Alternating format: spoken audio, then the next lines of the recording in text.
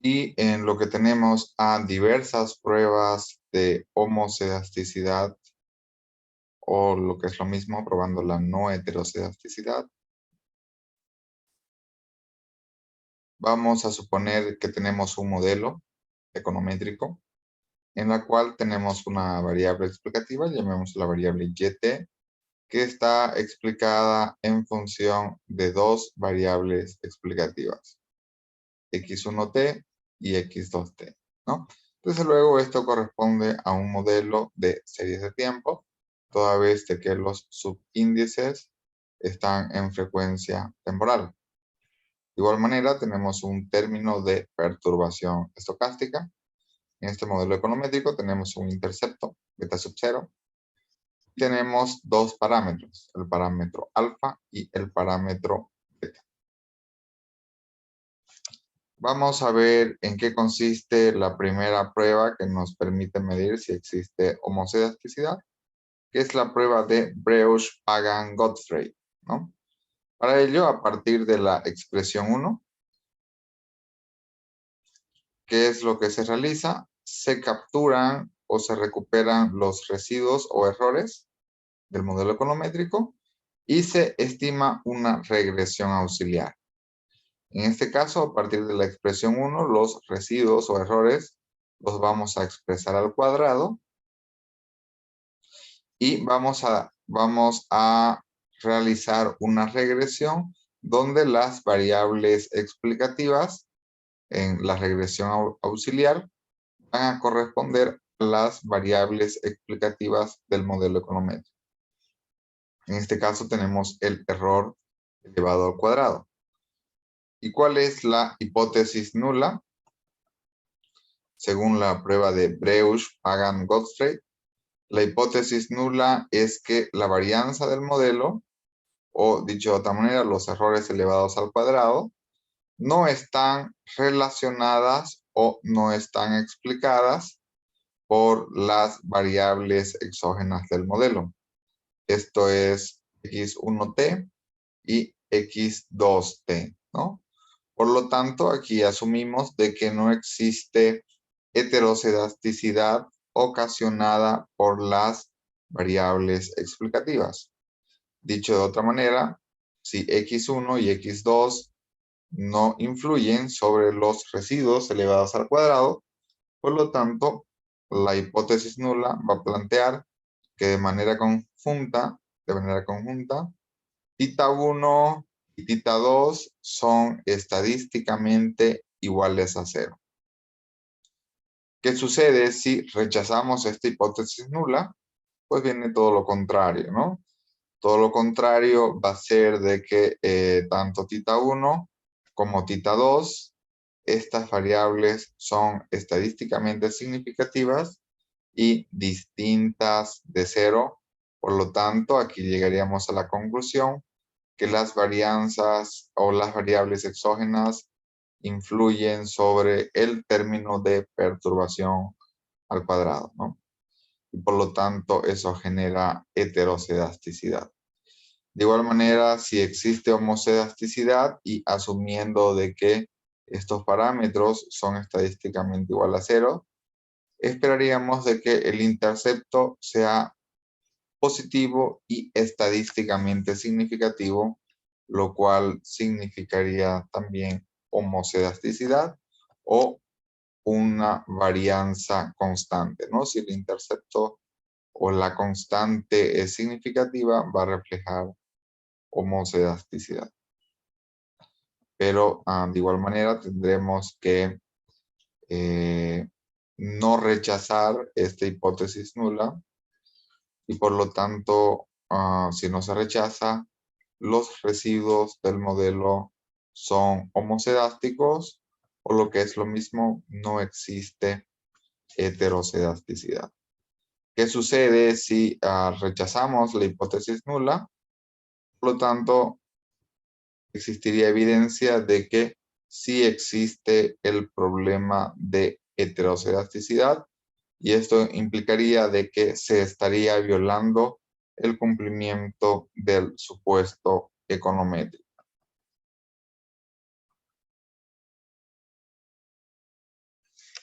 ¿Cómo realizamos la aplicación en R o en RStudio?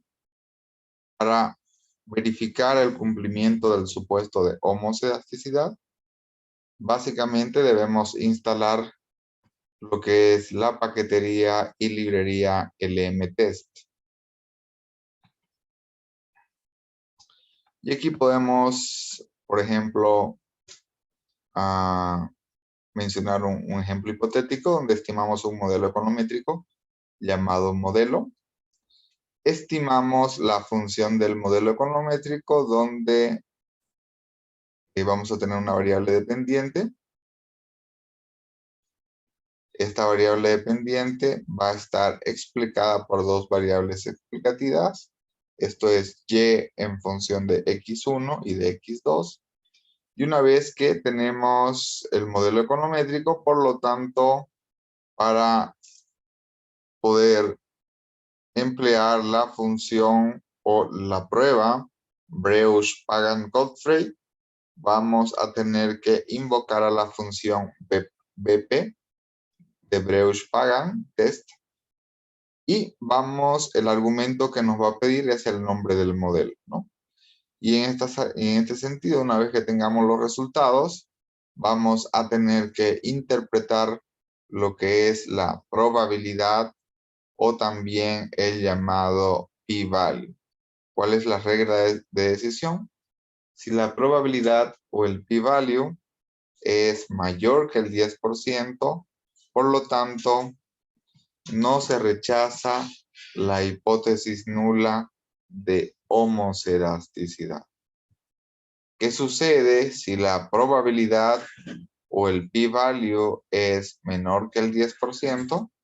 Si es menor que el 10%, se rechaza la hipótesis nula de homoselasticidad. ¿Qué significa esto? Significa que en realidad existiría heteroselasticidad.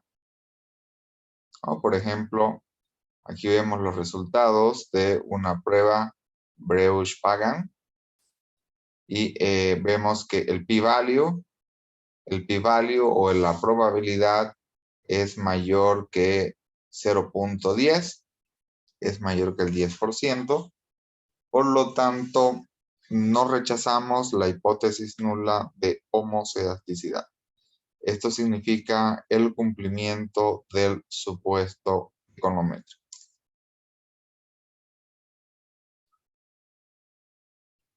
Luego tenemos otra prueba que se llama la prueba de White. En primer lugar tenemos la prueba de White sin términos cruzados.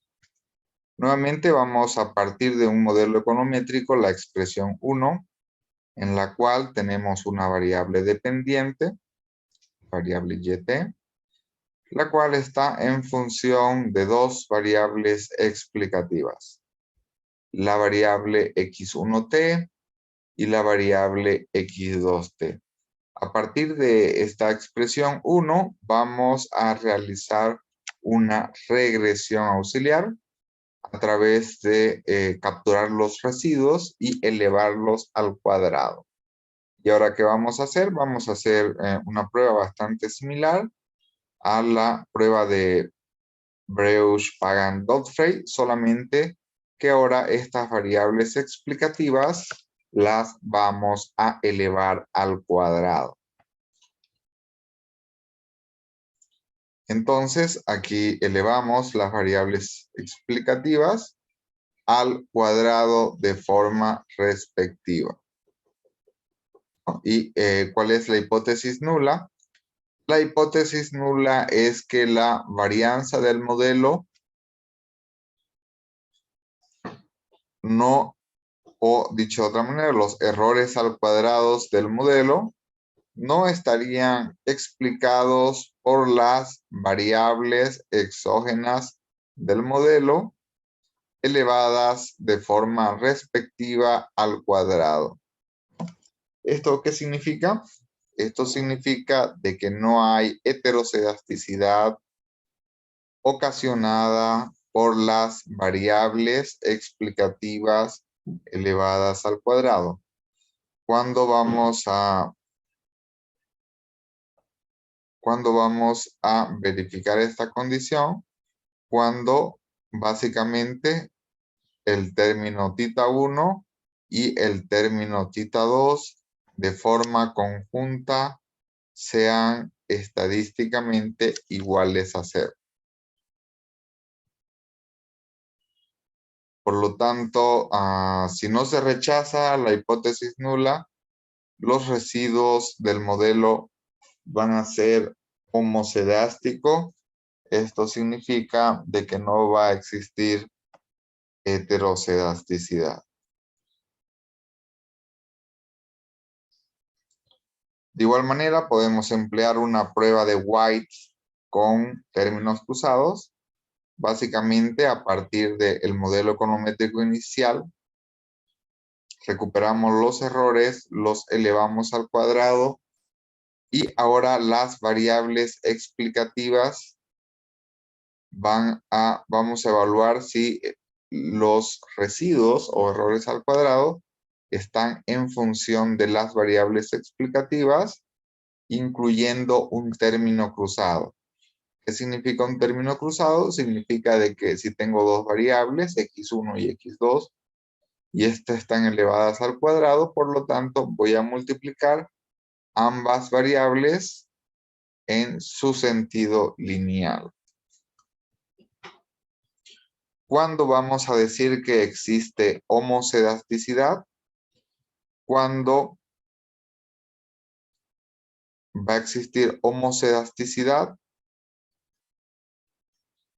aquí vamos a plantear la hipótesis nula, que de forma conjunta el parámetro θ 1, el parámetro θ 2 y el parámetro θ 3 de forma conjunta son estadísticamente iguales a 0.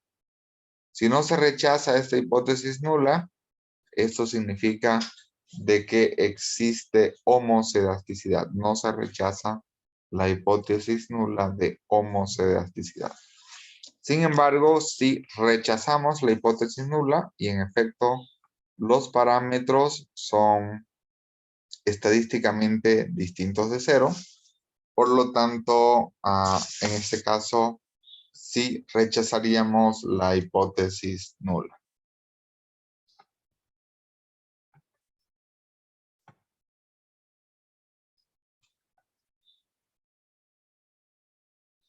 Eso es lo concerniente a la prueba de heterocedasticidad de White con términos cruzados.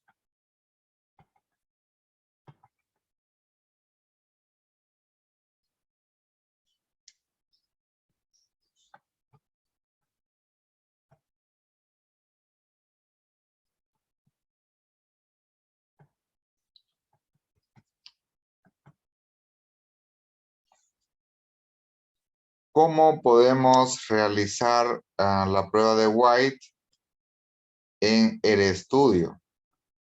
Primero debemos estimar un modelo econométrico al cual le vamos a llamar modelo. Tenemos una variable dependiente que está en función de sus variables explicativas, ¿no? Lo siguiente que debemos hacer es el modelo econométrico llamado modelo. Debemos guardar sus residuos o recuperar los residuos. Para poder recuperar los residuos debemos invocar al nombre del modelo econométrico y con el signo de dólar debemos invocar a sus residuos. Entonces, de esta manera vamos a guardar los residuos del modelo econométrico. La siguiente parte que vamos a hacer es elevar los residuos al cuadrado, ¿no? Vamos a llamar residuos 2, los residuos elevados al cuadrado, y vamos a estimar una regresión auxiliar. ¿Cuál va a ser esta regresión auxiliar? Vamos a llamar al nombre de la regresión auxiliar White, donde los residuos elevados al cuadrado van a estar en función de la primera variable explicativa, que es x1 elevada al cuadrado, y en función de la segunda variable explicativa, x2 elevada al cuadrado, ¿no? De forma posterior, vamos a verificar a través del resumen de la ecuación White si los parámetros son estadísticamente significativos o no.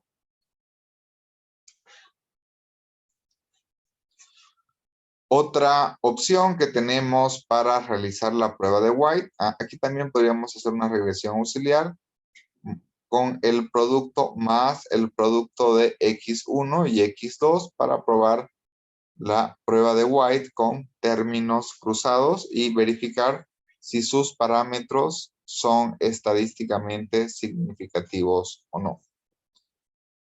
Otro mecanismo que podemos realizar es a través de la función White's H-test, ¿no? Este es otro mecanismo más directo. Para ello debemos instalar lo que es la paquetería y librería GetTest. Una vez que instalamos esta paquetería y librería, podemos utilizar el modelo de White. ¿Cuál es la regla de decisión? La regla de decisión es la probabilidad o el p-value. Si la probabilidad o el p-value es mayor que el 10%, por lo tanto, no se rechaza la hipótesis nula de homoscedasticidad. Si la probabilidad o p-value es menor que el 10%, se rechaza la hipótesis nula de homoscedasticidad, lo cual significaría que sí existe heterocedasticidad o varianza distinta.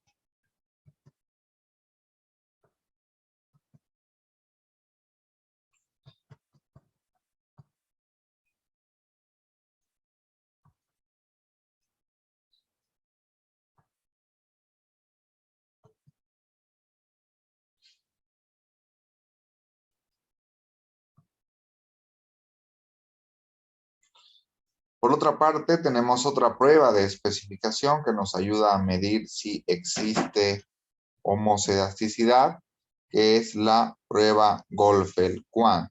¿En qué consiste esta prueba Goldfeld-Quandt? Básicamente,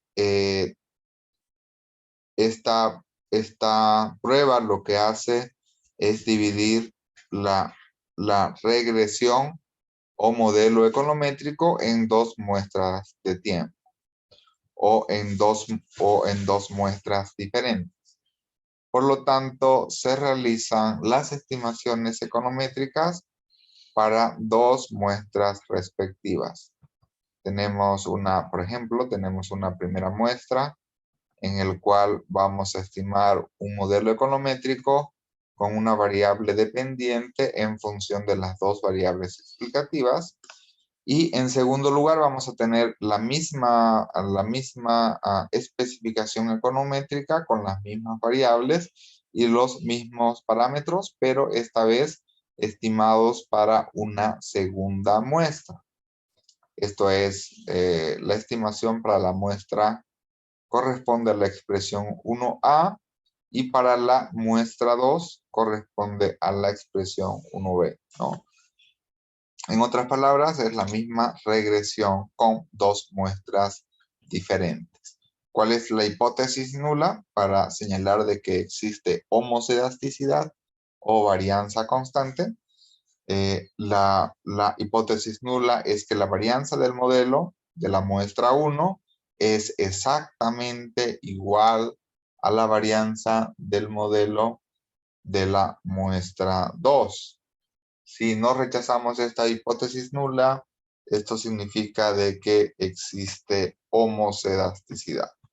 ¿Qué sucede si la varianza del modelo en la muestra 1 es distinta de la varianza del modelo de la muestra 2?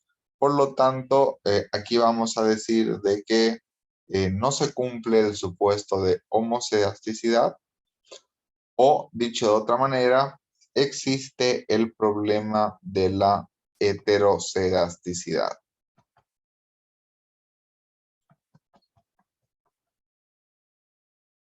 Para aplicar la prueba Goldfeld-Quandt en el estudio es importante señalar que de forma previa tendremos que tener la paquetería y librería instalada LM-Test. Para ello debemos realizar nuestro modelo econométrico, en primer lugar, dando un nombre al modelo, en segundo lugar, a través de la función LM, estimando el modelo econométrico, el cual está en función de una variable dependiente y dos variables explicativas. Y una vez que tenemos nuestro modelo econométrico estimado, debemos invocar a la función GQ de Goldfeld-Quandt, GQ-test, y luego hacer referencia al nombre del modelo econométrico estimado previamente, ¿no? ¿Cuál es la regla de decisión? Como en casos previos, la regla de decisión es si la probabilidad o el p-value es mayor que el 10%, por lo tanto, no se rechaza la hipótesis nula de homocedasticidad. En caso contrario, si la probabilidad o p-value es menor que el 10%, rechazamos la hipótesis nula de homocedasticidad y en este sentido existiría heterocedasticidad.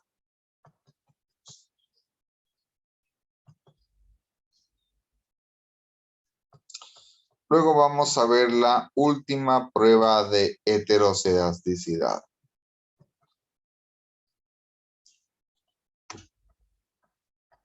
Que está relacionada con la prueba de efecto Arch. Esta prueba de heterocedasticidad no se aplica a datos de sección cruzada o datos de corte transversal, sino únicamente se aplica a series de tiempo. Y básicamente, ¿en qué consiste esta prueba Arch? Arch, por su abreviación en inglés, significa heterocedasticidad autorregresiva y condicional. Al igual que en pasos anteriores, esta es una prueba de especificación realizada en dos pasos. ¿Cuál es el primer paso? Básicamente, el primer paso consiste en estimar el modelo econométrico.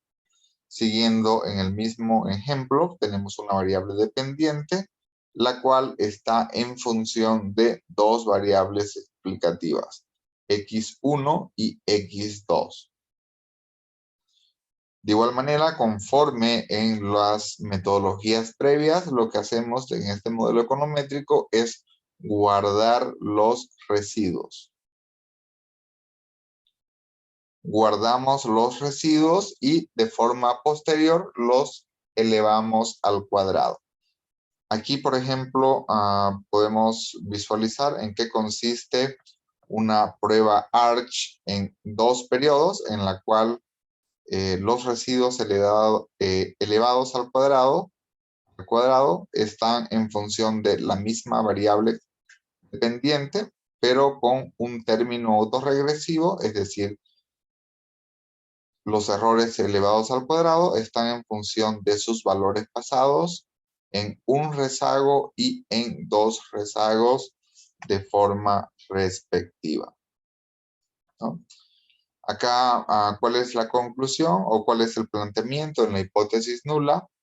La hipótesis nula señala no existe efecto de heterocedasticidad autorregresiva y condicional en dos periodos. Usualmente realizamos esta prueba de especificación en un periodo, en dos periodos, en tres periodos, hasta en 4 periodos, ¿no? Versus la hipótesis alternativa de que existe el efecto de heterocedasticidad autorregresiva y condicional, esto es efecto Arch, por ejemplo, en 2 periodos.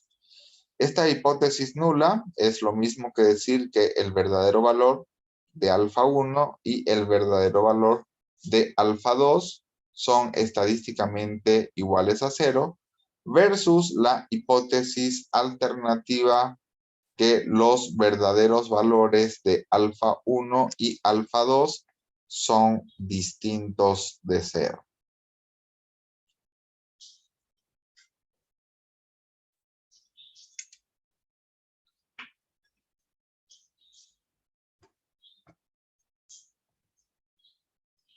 ¿Cómo podemos verificar la prueba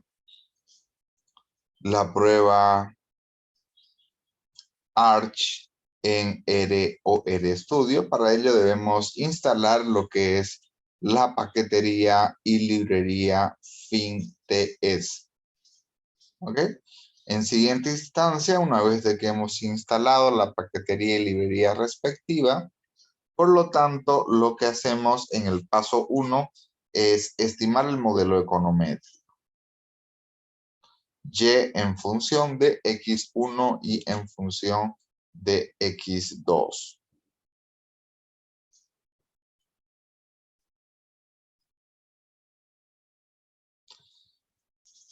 El siguiente paso que hacemos es recuperar los residuos o errores del modelo.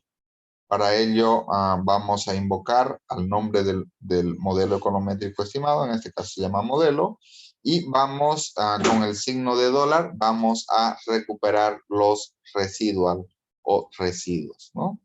En siguiente paso vamos a evaluar efectos de Arch en un rezago, es decir, si los residuos elevados al cuadrado son condicionales a sus valores pasados en un rezago y en 2 rezagos respectivamente, ¿no? Y para ello vamos a acudir a la regla de decisión que es la probabilidad o el p-value. Si esta es mayor que el 10%, no se rechaza la hipótesis nula de homoscedaticidad, por lo tanto no existirían efectos de heteroscedaticidad autorregresiva y condicional a 1 o 2 periodos respectivamente. Si en caso que la probabilidad es, o sea, menor que el 10% o menor que el 5%, en este caso, por ejemplo, vamos a rechazar la hipótesis nula de homoscedaticidad y en realidad existiría el problema de la heteroscedasticidad o efecto Arch en 1 y 2 rezagos de forma respectiva.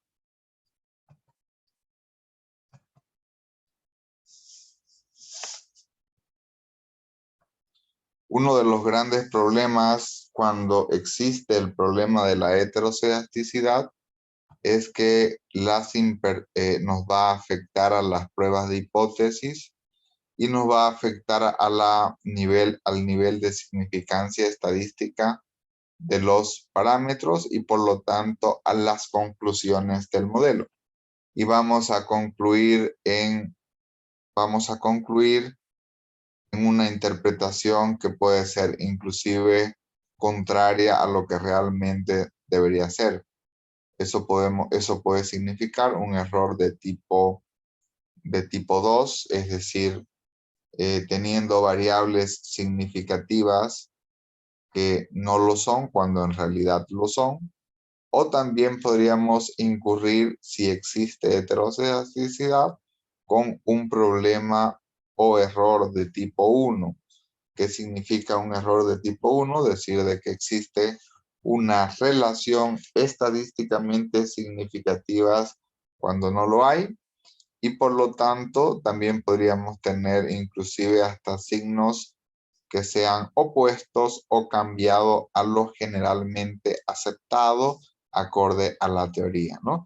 En resumen, la heteroscedasticidad nos afecta de manera significativa a lo que son los resultados y conclusiones del modelo econométrico.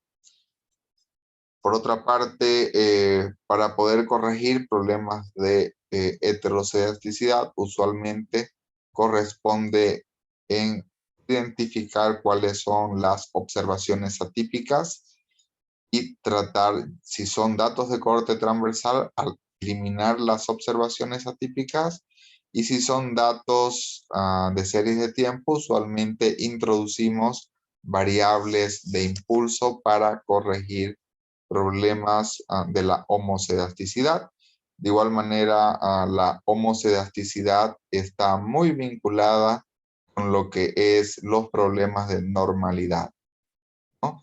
Usualmente cuando tenemos resultados o errores que no tienen distribución normal en los residuos, usualmente también tenemos problemas de heteroscedasticidad. Por lo tanto, al corregir muchas veces problemas de normalidad en la distribución de los residuos, corregimos también problemas de heteroscedasticidad, ¿no?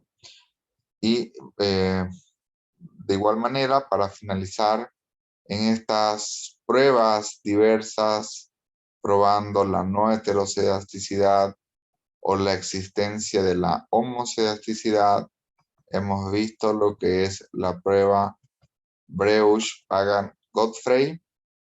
Hemos visto también cómo realizar su aplicación en el estudio. Hemos visto la prueba de White sin y con términos cruzados.